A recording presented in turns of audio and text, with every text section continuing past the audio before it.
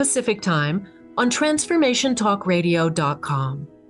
On The Crystal Coach Show, we channel divine wisdom through stories of service, spirituality, and stones for self-care. Feel connected and reside in the vibration of love. For more information and to connect with me, visit thecrystalcoach.com. That's thecrystalcoach.com. Inside the Mind of Hiring with me, Dr. Mickey Feinberg, is a must-listen for hiring managers. Welcome to the Becoming You Show, where limits get torched and possibility takes the mic. I'm Leah Rowling, human in permanent beta, neurostrategist, mom to 3 amazing humans, married to 1 legendary soul, and your no-fluff permission slip to stop waiting. Every week, we rewire brain patterns, smash hand-me-down mindsets, and dive into the daring, identity-shifting conversations most people dodge. Ready to turn potential into proof? Grab your pen. Your next chapter starts now. Hello, my beautiful friend. Welcome back to the Becoming You Show. I'm your host, Leah Rowling, and this is part 2 of our confidence series. So last week we talked about how and what confidence is costing you. We talked about kind of a teeter-totter between fear and confidence. We talked about how confidence doesn't come first, evidence does.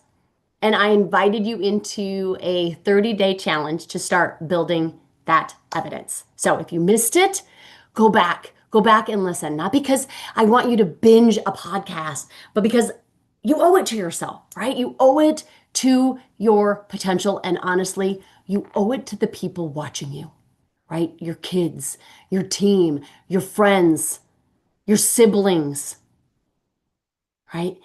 They deserve to see someone who is willing to play big, to play courageous, to go all in on their life. Because confidence isn't about ego. It's about the stewardship of your potential. Okay, and today we're going after another confidence thief. And this one's a sneaky one, right? Most people think this is harmless, but it's comparison. Okay, and here's the twist. I'm sure you've all heard that, comparison's the thief of joy. I did a whole podcast on that. It's not, so you can find that there. But there's a twist on this comparison because I want to share with you that I don't actually believe that we have a comparison problem. Okay? We have a measurement problem. Okay? Our brain is a comparison machine, right? And right now, it's pointing that, we'll call it machinery, it's pointing that machinery at the wrong scoreboard. Okay? We don't have a confidence problem. We have a measurement problem. Your brain is built to compare. We have a biology to compare, but we're pointing that comparison at the wrong target. Okay? So let's understand that comparison is ancient wiring. It's ancestral. Okay? You are going to compare. It's not, you can't opt out. So if we call it a comparison problem, we will always have a problem. Do you see where I'm going? Okay. You are going to compare. Comparison is not a character flaw. It's like I said, it's your biology. Humans evolved in tribes and survival depended on this level of observation. Okay. Who builds the best shelter? Who can start a fire? Who hunts well? Who protects the group? Your brain was constantly scanning, not because it was insecure, but because it was trying to keep you alive, right? Living mattered, contribution mattered, belonging mattered. So comparison helped our species adapt. It helped us improve. It helped us learn from one another. But here's what's changed. We used to compare ourselves to 50 people maybe. And now we compare ourselves to millions. We used to compare survival skills What's going to keep us alive the next day? Now we compare our bodies, our bank accounts, our followers, our parenting. We compare our marriages, our productivity, our busy status. We compare our homes, our vacations, our success. And get this, guys, we do not compare occasionally. We are constantly comparing, scrolling, watching, observing, right? Sometimes late at night when we're tired, sometimes first thing in the morning, right?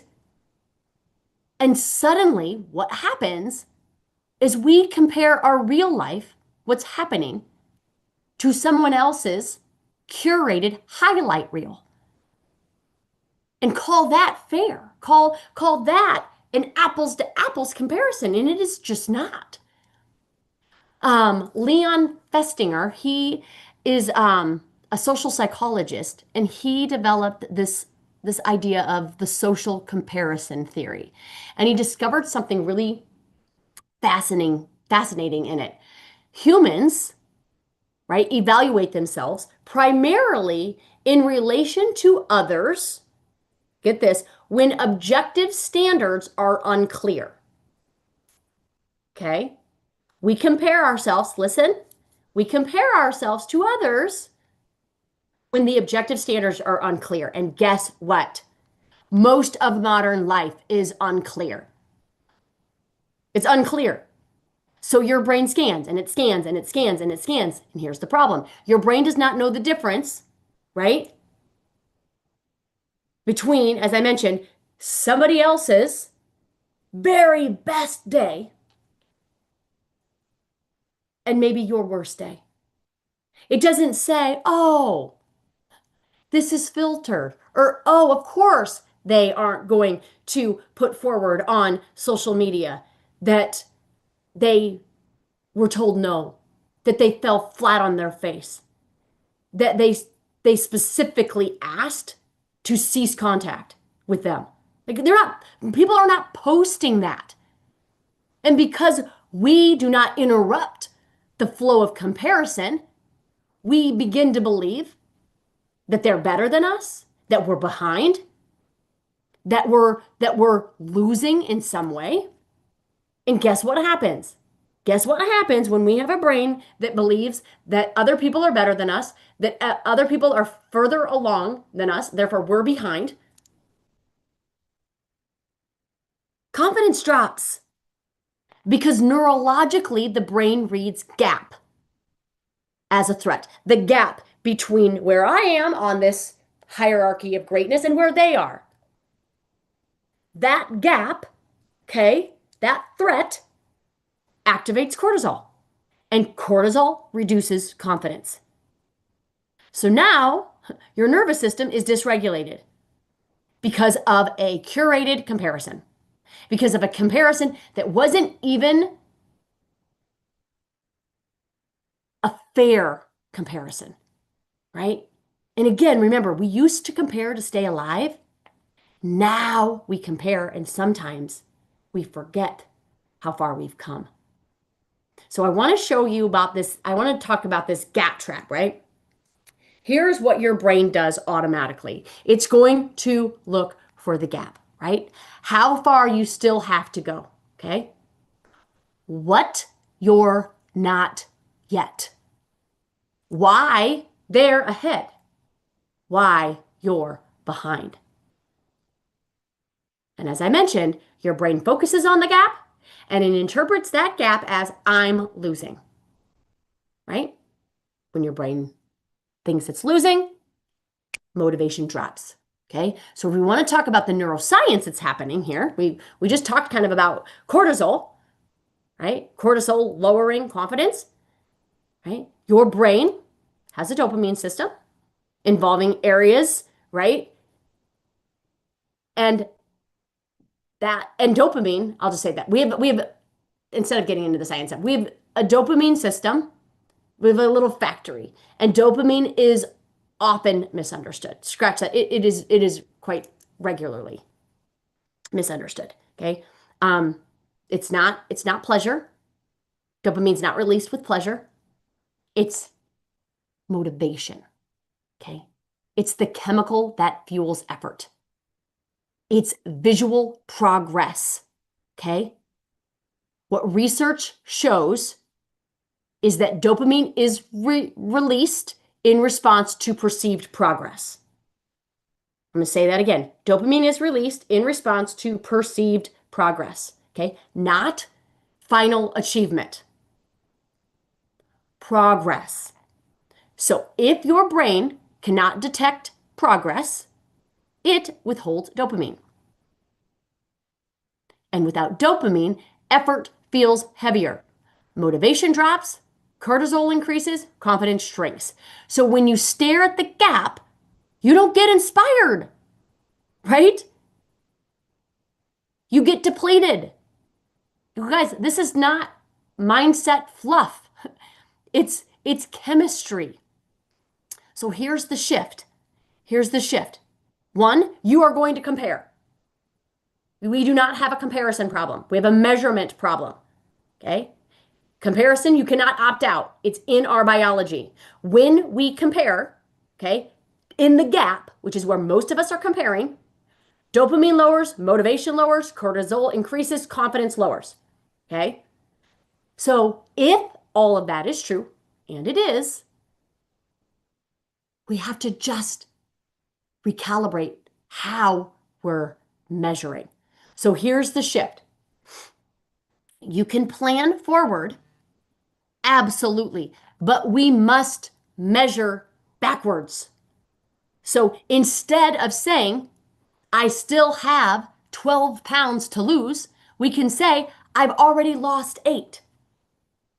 Okay, instead of saying, I'm not where I want to be, we get to say, the shift is, look how far I've come. This is called gain framing. Instead of indulging in the gap, which is what we will do unless we bring a level of conscientiousness to it, unless we bring a level of intention to it, okay, we will stay stuck in the gap. I don't want you stuck in the gap. I want you to be evolved in the gain, okay? Behavioral science shows that when people focus on gains, right, rather than gaps, as you can about imagine, everything that I just talked about reverses. Motivation increases, not just a little bit, dramatically. Your brain sees visible wins, it sees progress, dopamine is released, okay? When dopamine is released, we feel more motivated, we feel more confident, cortisol goes down. So I want you to think about this. When you're hiking up a mountain, okay, if you only look up, you see distance. You see the gap. You see the gap from where you are and where you want to be. If you turn around, right, you see the valley that you've already climbed out of. Both are true. No doubt, both are true. I still have that far to go to get to the top. That was my plan. But I've already come this far. If both are true, but only one fuels effort and the other drains it, I would like you to choose the former. I would like you to choose the one that fuels effort, that fuels confidence, that fuels dopamine, that fuels motivation, that reduces stress. Because ultimately, when we think about stress, by mere definition, is we are stressed. Stress is a function of the difference between our reality and our perceived resources. That's why we get stressed. Because what we think right now, as far as our capability, we don't have. We don't have resource. We're not resourced. That's why we get stressed. And those resources could be time. Those resources could be money. Those resources could be progress, right? The resource could be energy. So every time we shift our focus out of the gap and into the gain, these are the neurobiological results that you get to Celebrate, really celebrate. Okay. So I also want to bring forward another thing. So the gap gain, that is a tool. That is a tool that we're going to use to solve the evidence problem, or not the evidence problem, the measurement problem. Okay. Because again, comparison isn't the problem. If comparison is the problem, we're screwed. It's in our biology. You cannot opt out. So forever and forever, we're going to have a measurement problem. How are you measuring? Are you measuring gap? Or are you measuring gain? I'm inviting you to measure gain whenever you can. Okay. Now, I want to give you one other tool, and that is I want you to compare in possibility and not envy. Okay. If you're going to compare anyway, okay, I want you to upgrade how you compare. Instead of comparing in envy, she's ahead, he's better, I'm behind, she's smarter, she takes more vacations, she's more pretty, she has better hair. I mean, oh my gosh, all of it, okay? I want you to compare in possibility. Meaning, she's a human just like me. And if she can build that, maybe I can too. If he figured that out, maybe I can too. Comparison doesn't have to shrink you. It can expand you. The difference is in orientation. Envy says I lack, right? Envy says I'm not enough in some way. Envy is rooted in scarcity. Possibility says it's available. It's in abundance. It's the opposite of scarcity. And the most powerful comparison that you can ever make is you versus yesterday. Not you versus her, not you versus them, you versus yesterday. What did today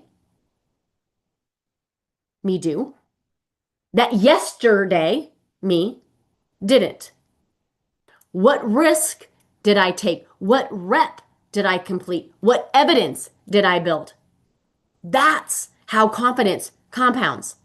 That kind of summarizes a little bit of what we talked about in that first confidence episode, which is the evidence. Like, I don't think we have a confidence problem. I think we have an evidence one. Okay. So here's your practice. Every day, I would like you to ask yourself, what did today me do that maybe yesterday me did not? Where is the gain? Write it down, track it, count it. Make your progress visible. Why?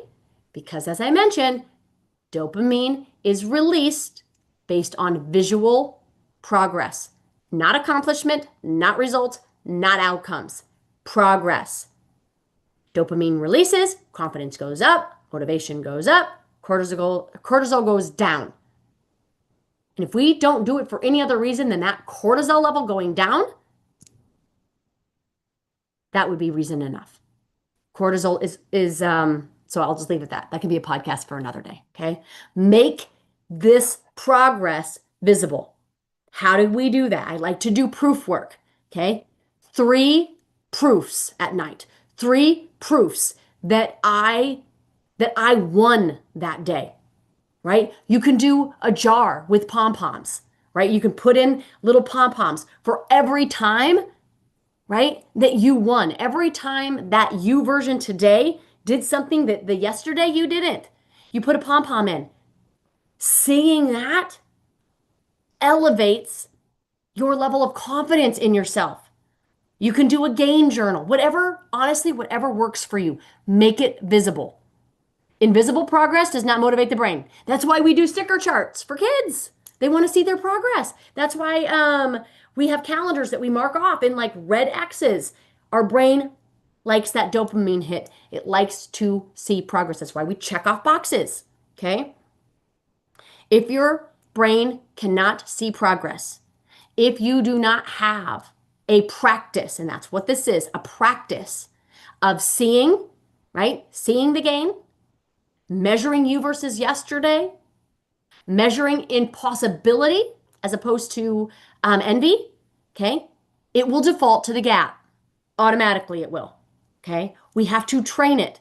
We have to train it in possibility. We have to train it in the gain. We have to train it in you today versus yesterday. So if you've been stuck in comparison, if you've been shrinking in rooms, if you've been scrolling and suddenly feel like everyone else has it figured out, I will tell you, I will get on calls with my clients and they will share it with me. Like they'll be like, I don't know. I woke up fine, but gosh, I'm just in a funk right now. I can't shake it. You know what one of my very first question is? How much time have you been on social media this morning? And they're like, oh my gosh, Leah. Oh my gosh, yes. I was on there. I saw a colleague of mine. He was vacationing, blah, blah, blah, blah. I'm here working. I don't have a vacation scheduled. Like all of that, right? I want to remind you that you're not weak. You're not weak for navigating that trap, finding yourself in that loop, that stuck loop. Okay? You're wired. We are wired. But wiring can be retrained, not rewiring comparison. Remember, you can't opt out of that. But what you can do, if you're going to compare. I know I feel like I'm a record here. Compare in the gain, not the gap. Compare in possibility, not in envy. Compare in you today versus you yesterday. Okay? I deeply believe in your capacity to retrain with those three tools. Okay? Your potential, I'm telling you, is far greater than your insecurity. And I refuse, and I want you to refuse, kind of like that demarcation line in the sand after this conversation that we're sharing together. Okay? Demarcation. I refuse to let curated images determine how I see myself. I refuse to continue to let the gap in my progress dictate my level of confidence. I refuse to not honor everything that I've endured, everything that I have accomplished, everything that I have gone through to get me to where I am today. I refuse. Let it be a declaration. Let it be a demarcation line for you today. Okay? So I want to bring forward something that I'm going to end with in all of these shows on especially confidence. Okay? I want to be clear about something. Listening to this, it will not retrain your brain. Okay? It won't. Awareness is step 1. Practice, step 2.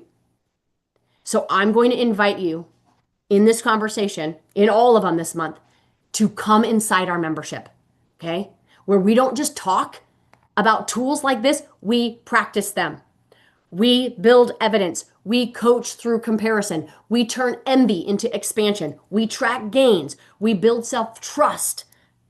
Okay, confidence is not a personality trait. I think I said this last week. It's not a personality trait. It's not their luck. Oh, she's just confident. No. It's a trained skill. Okay? And if you're ready to stop measuring yourself against strangers in highlight reels, and you're ready to start building undeniable evidence of your awesomeness, of your brilliance, of your own growth, I want you to join us in the membership. Okay? I don't think you need more inspiration. I think we just need integration of this conversation into who it is that we are and the choices that we make and the decisions that we move forward with, and in a community where people are challenging all of us to grow, to enroll ourselves in bigger, deeper possibilities for our life. So the membership link is in the show notes. We want to have you in there. You guys, it's $296 for the entire year. That's for a limited time, but you get live coaching every month with me. You get master classes where we take all of this work and we dive deeper. There's audio drops and tool drops and surprise drops, and it is the most over-delivered and most valuable thing that I think that you can make as an investment in not just your life, but as I mentioned, the ripple effect that you have on the world It matters. I hope you will make that investment. I hope if you're not already in there, and I know a lot of you are, if you're not already in there, I can't wait to see you. I cannot wait to see you. Okay, so here's your question for tonight. Where's the game? Find it. Write it down. Remember, your brain wants visual progress. Give it to it. Okay? Celebrate it. Because tomorrow, you're going to be one day better, wiser, more confident than you were the day before. So if this was helpful, share it. Let me know what your challenges was from the first episode. Hashtag me, find me, get into the membership. And I cannot wait to see you next week as we take this conversation just a little bit deeper. Have a beautiful one, everybody. Take care. Talk to you soon. Bye-bye. If this episode cracked something open, good. Let it. And then head to leahrollingcoaching.com and grab the tools to rewire the story and reclaim your future. It is yours. And then share this with someone who's still waiting to be chosen, still waiting for permission, and remind them they don't need a breakthrough, that they are the breakthrough. Until next time, my beautiful friends, invest in you and keep becoming.